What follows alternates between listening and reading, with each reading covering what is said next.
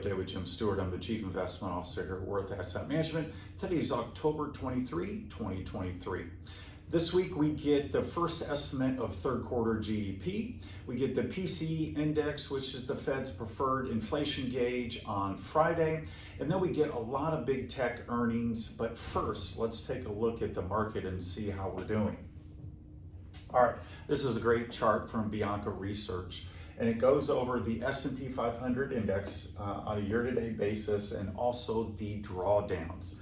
And since the peak in 7/31 through last Friday, we are down almost 8% on the S&P 500, which, if you remember, back in March here, we were down about 7.8%.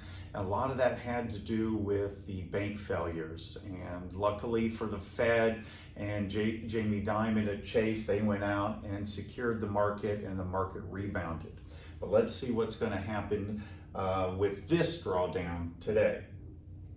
All right, if you remember right, this is a chart of the S&P 500, which I go over each week. We went to protect mode in February 2022. And that was before the banking crisis just started to peak. Well, we said, let's go to protect mode. Well, and as I said, the Fed and Jamie Dimon came to the rescue, and then we got back in and the market took off from there. Well, August 15th, we went right back to protect mode, and that is where we sit today. So let's take a look at the support and resistance zones for this chart.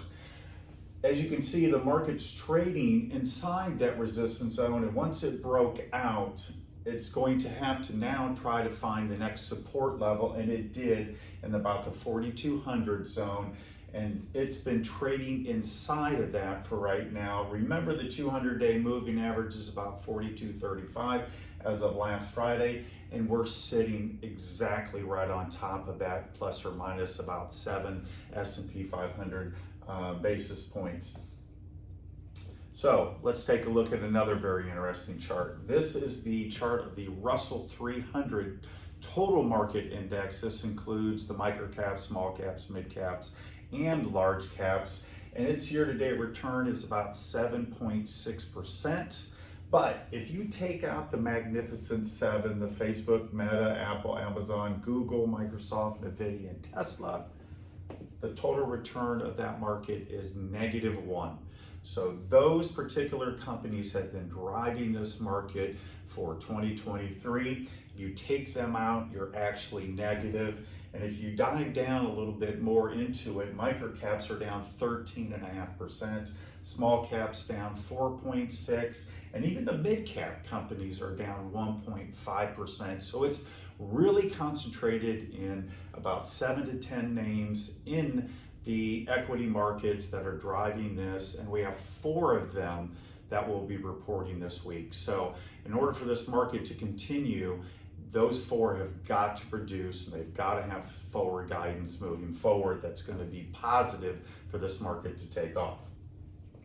All right, I know I don't like bringing this up, but let's talk about 2022. And if you remember right, the equity markets were down 19% during that period. Well, we went to protect mode 4 times that year.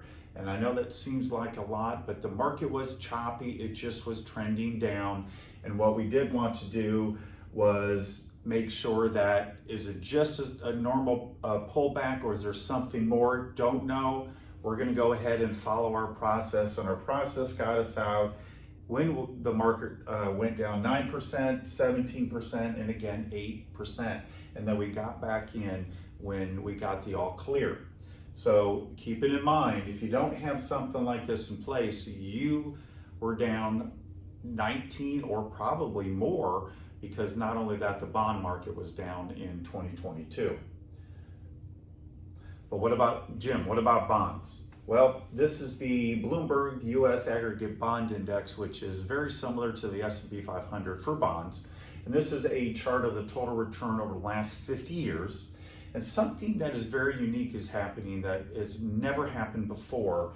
And we're 2 months away of actually finding out if that's true, because right now the bond market is down 2.9%. And if it finishes negative, it will be 3 years in a row, and that has never happened before. So we got 2 months to find out, but bottom line is let's take a look at the bond index market. All right, this is the ag bond, same one we were looking at, except now it's a chart. Well, we went to protect mode. We've actually gone twice this year, back in February 14th and May 17th of this year.